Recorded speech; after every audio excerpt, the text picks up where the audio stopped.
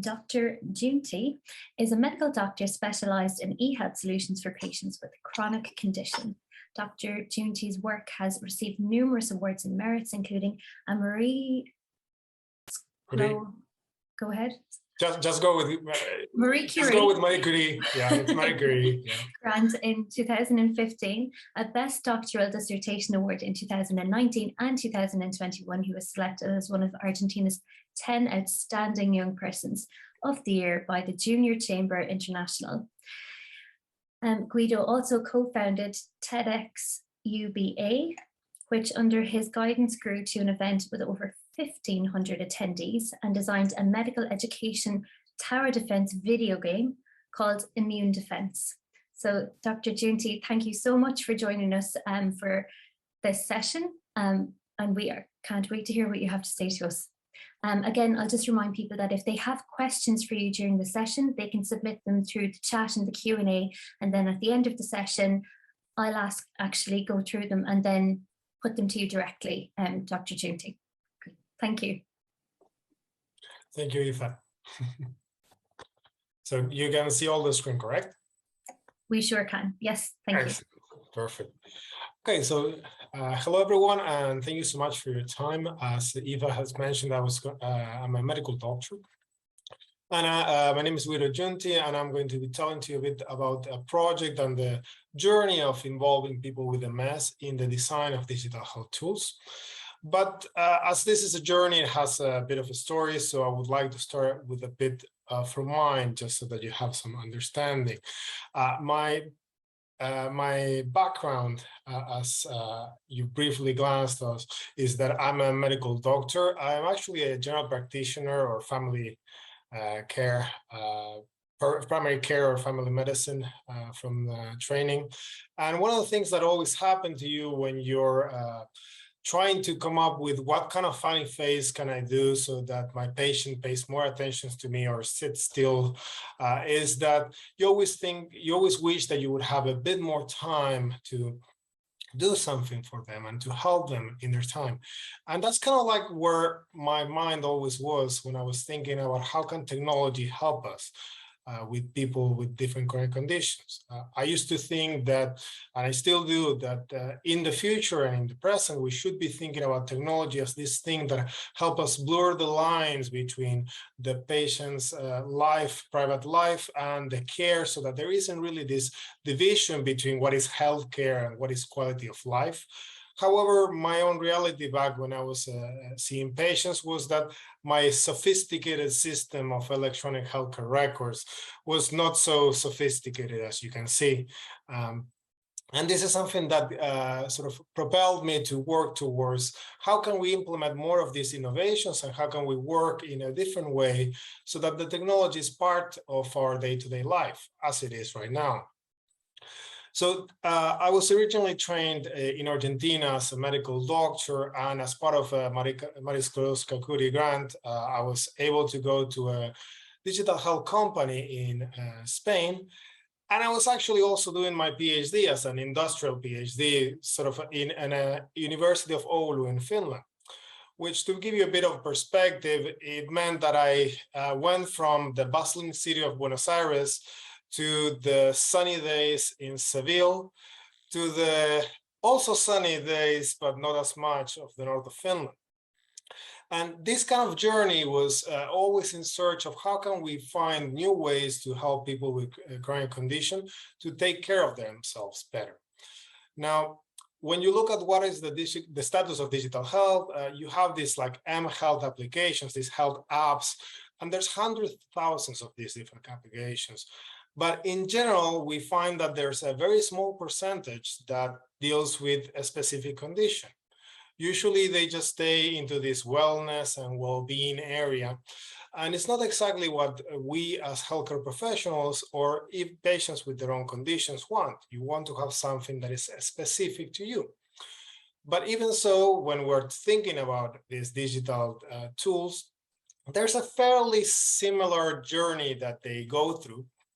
And the typical journey that this kind of health apps or mHealth solutions have is that usually you have that there's this patient population, and then someone has this idea about a need, and they think it's going to be a product. So usually they just think of this as a very straightforward process in which you go from an idea to a product to something that's going to reach the patients.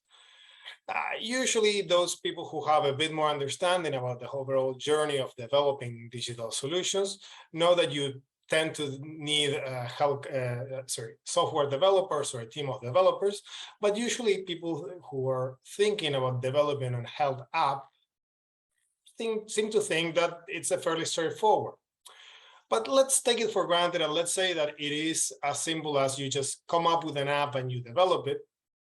You have to start thinking about the reality of how do I get this to the hands of the patients? How do I get this to the hands of the people who actually have to use it or want to use it?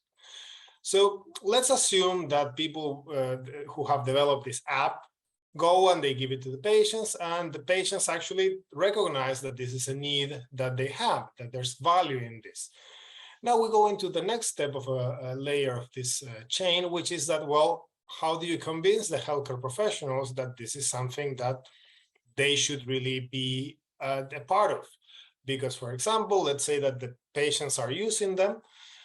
Now, me as a healthcare professional, I need to know that there's evidence that is actually something that provides value for them and that it's making my life easy.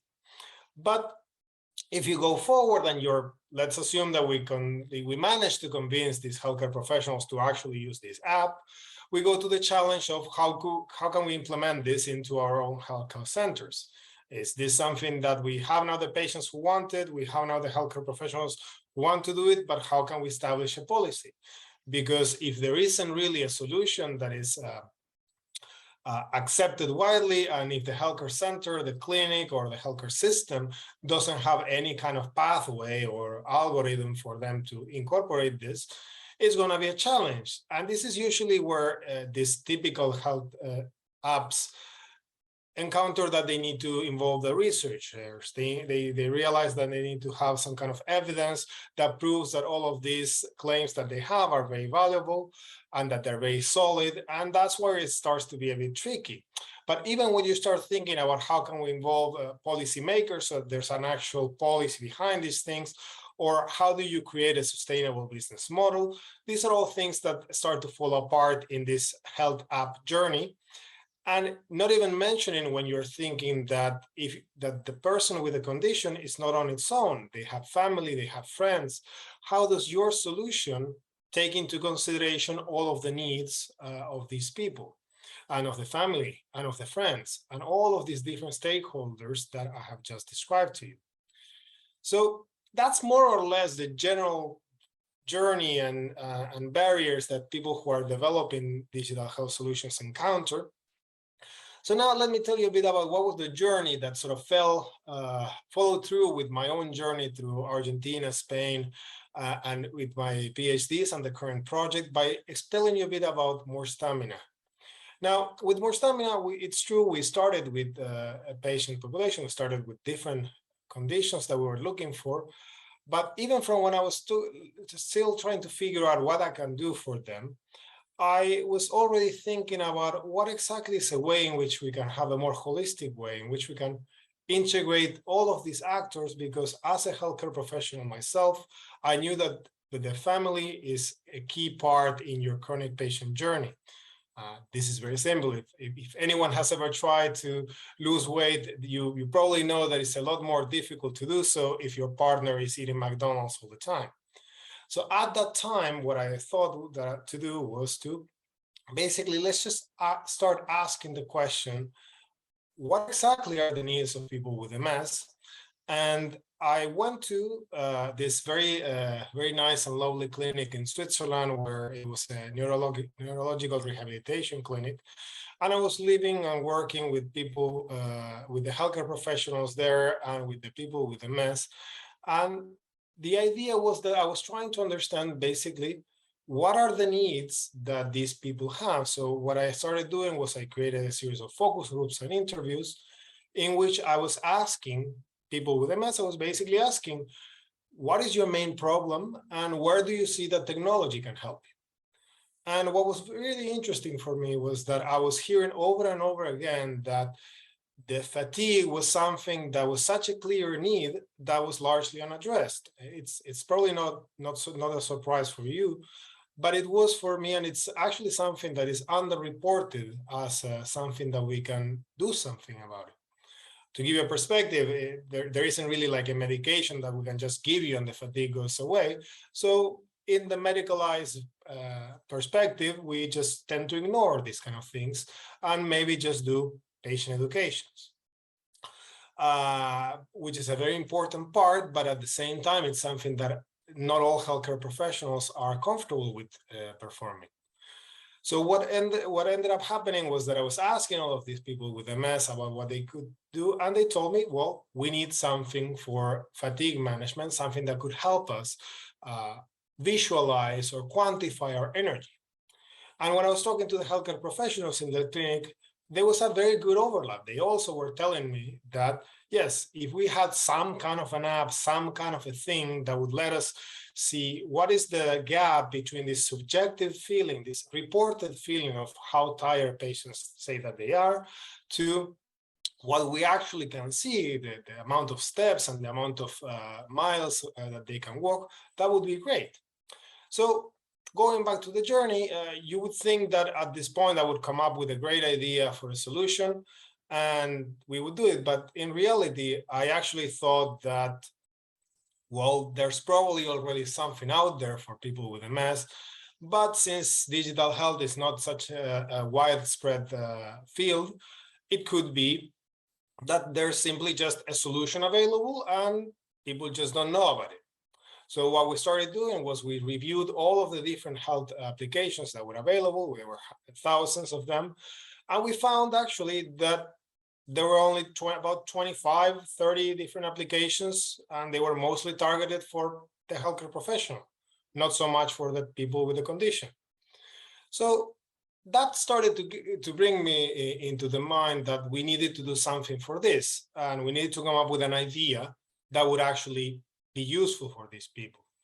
So because we had, at the time we were following and we're still following this vision for involving people with the conditions and representatives all the time, we started to ask, okay, so what would be the best way to design this kind of digital health solutions? So what we did was we hosted a series of co-design workshops. So basically what happened was that we were going to different conferences from healthcare professionals, for nurses, for engineers, software developers, designers, patient conferences. And what we were proposing in these conferences was basically, let's do a design activity in which we came up from just a series of ideas and come up with what would be a way in which an app could conceivably be helping someone with their fatigue, with their energy management. Now, what happened with that is that we created a series of prototypes and a series of ideas and concepts. And at that point is that we decided to involve the developer team and start working on how can we actually create a sustainable application for this.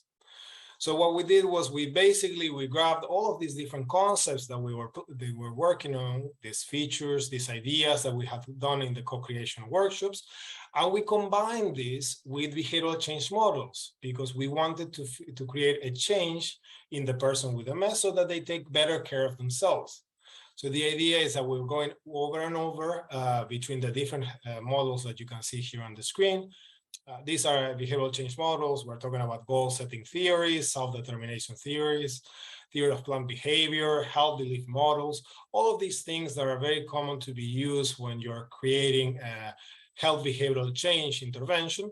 We're trying to figure out how can we incorporate these concepts into basically an app that would manage your fatigue, that would manage your energy. And you can start to see here in the bottom of the screen some rough mock-ups of what was that idea starting to come. And now you're going to see a bit about how this new app called More Stamina sort of came to be. Now, the idea is that More Stamina is this, what it does is we have translated the concept of how much energy you have as if it was a video game. So basically, imagine that you start your day with 100 points of energy. And then you need to do your activity list of all the things that you're going to do. It's kind of like the activity diaries that you are probably used to from fatigue management programs.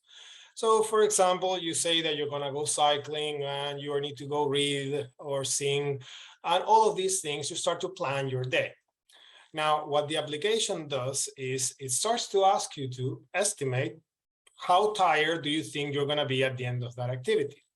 Do you think that singing is going to take you 5 points of energy, or do you think it's going to take you 20? So as you're planning, you can visually see how your energy is going to be running out through your day.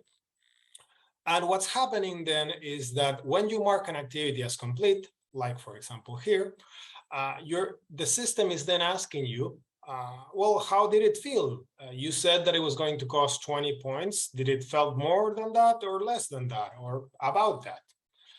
Now, what's happening behind the scenes here is that when you click, when you mark the activity as done and you give your report about how you felt, what's actually happening is that we track down before that what are the factors that led you to feel like this, because your phone has sensors, your phone has different ways of measuring your physical activity, like the number of steps, how fast you were going, and so on. So we combine all of that information and we try to create a profile for each activity. And with that profile, the idea is that we combine that information with different healthcare surveys, and we combine all of this to try to get an understanding of how we can do a personalized recommendation for you. So basically, the idea would be that if you usually underestimate how much cycling is going to cost you, the next time that you're trying to plan, we tell you, hey, no, look, usually you underestimate. Why don't you try to load up a bit more of your day? And if we know, for example, that there's going to be some specific activity that usually you tend to overestimate, we also say the same. And the idea is that we try to come up with these personalized recommendations so that for yourself, you get better at recognizing what are the factors that are making you tired, but at the same time, you have these practical day-to-day steps for how can you be better at managing your own fatigue. Now, the idea is that we are also using all of this aggregated data. We de-identify it so that we don't really know who you are. We just know a bunch of data points from different profiles. And we try to find if there's any kind of a hidden factor. What do we mean by hidden factors? Well, for example, we know that the weather, how hot it is, how warm it is, it's something that plays a role in how tired people with MS feel. But there really isn't any way in which you can quantify, like, is 30 degrees Celsius too hot or not enough? Does it have to be 40? We don't really know that. But by using this tool, because this is all the time collecting this kind of information, and we can cross-reference this information with weather information, we can start to develop models that help us tell, well, you know what? These kind of patients usually feel bad whenever it's over 25 Celsius. Okay, we know that the forecast for this week is 27. Maybe we should set out a warning. And that's more or less the concept and the basis for what we're doing here with More Stamina. We have used this specific evidence-driven method that combines this design, this user-centered design and participatory design and agile technologies to create this concept of a prototype that we currently have. Now, the idea is that by following this, we are developing steps to reach hospitals and clinics where you can actually start using this. And the key question is, well, how do we keep people with MS involved in this? How do we keep them as part and active stakeholders in not only the project, but also the design, the development, and the testing of these kind of solutions? So you may be aware of this term of patient and public involvement, and this is something that's very key to what we do. We have this very participatory vision in More Stamina, in which we have people with MS in 3 key roles. So, for example, in the strategic board of the project, we have people with MS who sit in the board and they take strategic decisions about the future of the project. We also have actual design and development team members who are people with MS. So basically, this means that we have people with MS who we have hired who happen to be designers and who are also developers who are part of our design discussions whenever we're doing this. And further, we even hire specific patients to be working as representatives when we have a need to devise, for example, a research idea, or if we want to create a new feature. And we further have this design approach in which all of the different ideas are from the stakeholders are taken into consideration. So as you may have heard so far, you only heard from the perspective of the app for the patient, for the person who has to do the energy management. But when we're doing this, we're also doing participatory design workshops where we involve the family members and the healthcare professionals so that we can create the new features for them. Because, for example, maybe the healthcare professional only wants to see one overview screen of what they can do, basically how tired this specific patient is. But maybe the family member wants to have a bit more information, and maybe they want to know how they can support. Maybe they want to know that the person is having a hard day so that they can get involved. And these are all features that we're designing as part of this ongoing participatory vision.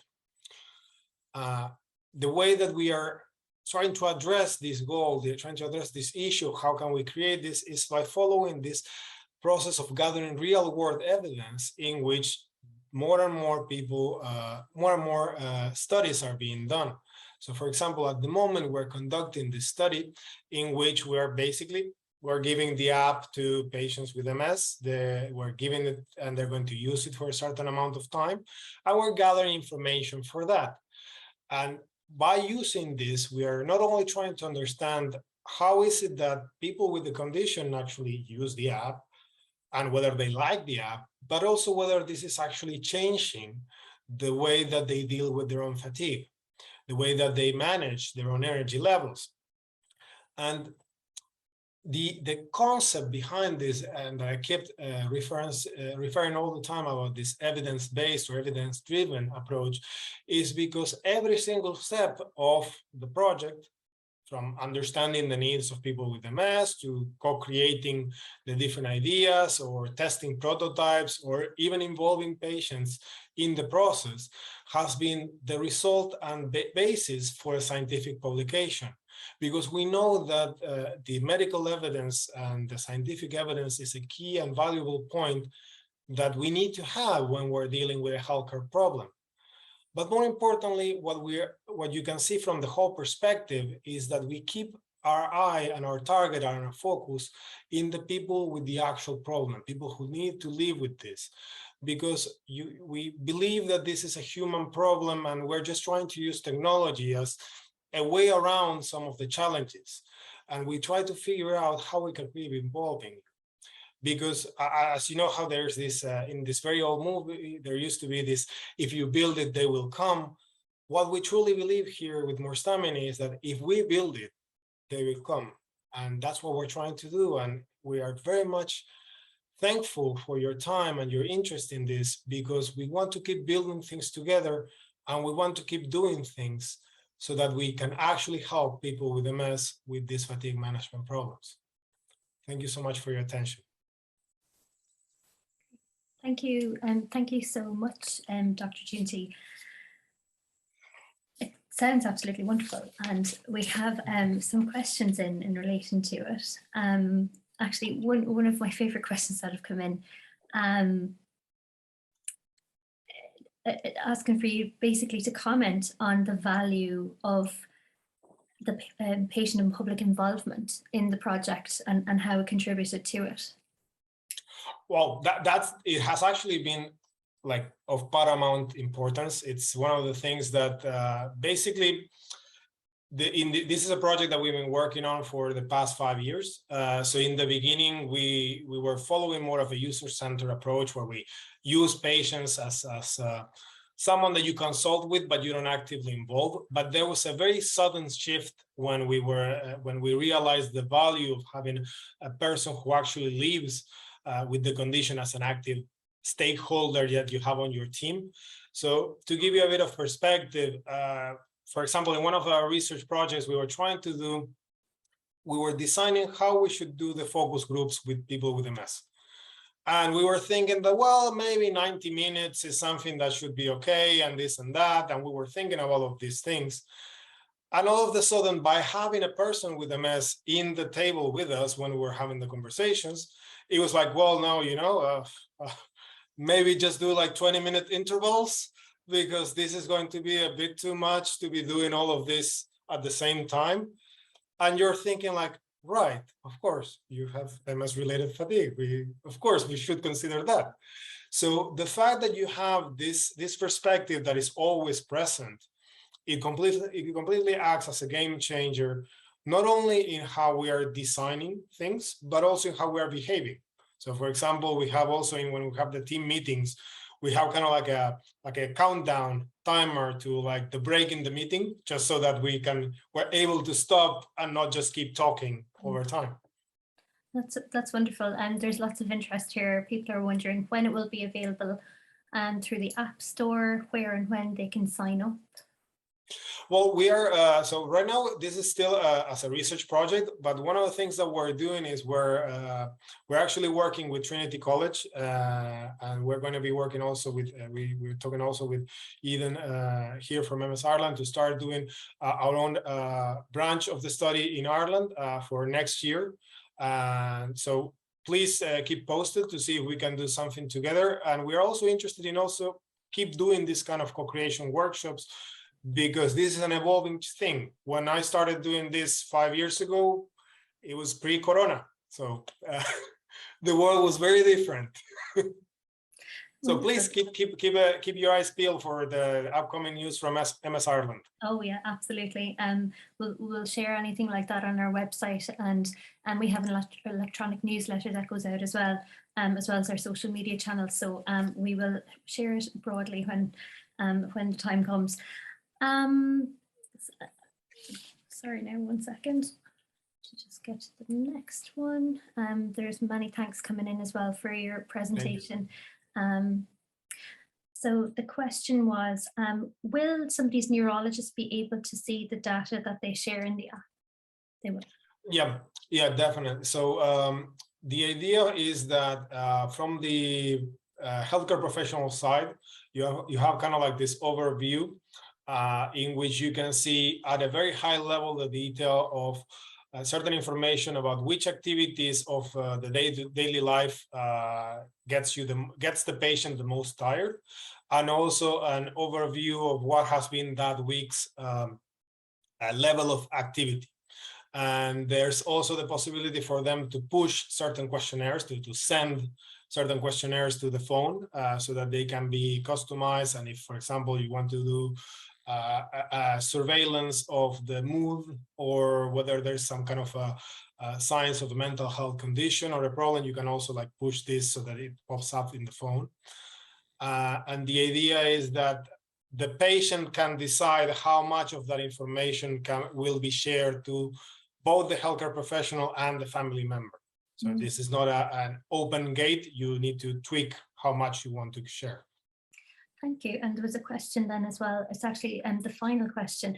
It's about the data in the app, and if it's just for a personalized experience, or will that data be used for other purposes? Well, the data is not, the idea is that what we do with the data is we de-identify it. We remove anything that may be used to pinpoint which patient this is. And what we do is we generate these predictive models with it. And then once the model is generated, you discard the data and you just use the model. So it doesn't, it never really leaves the sort of like close loop of the person and their own data. Wonderful. Well, our chat and our Q&A are quiet. I think it's probably attributable to the time of day that we're at now. So it's been absolutely wonderful. There's again just some very positive comments coming in there about it. So look, we very much look forward, Dr. Giunti, to working with you on this in 2023. And thank you so much again for your presentation and for joining us today for this session. Thank you. Thank you for having me, and look forward to seeing you next time.